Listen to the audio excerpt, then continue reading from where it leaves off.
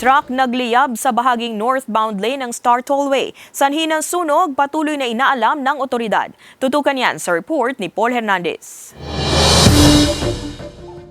Tanaw sa hindi kalayo ang bahagi ng northbound lane ng Star Tollway sa Tanawan City, Batangas ang nagliliyab na puting truck na yan. Ayon sa Highway Patrol Group o HPG, bandang alas 12 ng tanghali ang sumiklab ang sunog. Mag-aalauna na ng hapon ang ideklarang fire out. Sa report, minamaneho ang truck ng isang Willie Zapada.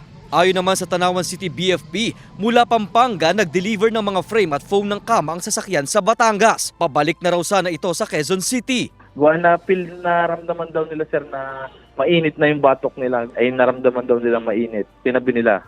Nakita nila yung nag-aapoy na yung likod. Sa inisyal na investigasyon, posibleng sanhi ng sunog ang baterya ng sasakyan. Ligtas ang driver at dalawa pa nitong pahinante na mabilis na nakababa ng sasakyan. Dalawa kasi yung sanhi ng cause sa mga sasakyan. Loose connection ng battery terminal at saka sa rear brake nakapit. Gawa kalimitan sir na namin sa startol ng mga sasakyan na nasusunog, nakapit yung preno sa likod. Sinusubukang makuhanan ng pahayag ng GMA Regional TV Balitang Southern Tagalog ang driver ng sasakyan. Wala namang naiulat na pagbigat ng daloy ng trapiko dahil sa sunog. Nasa 500,000 pesos ang tinatayang pinsala sa insidente.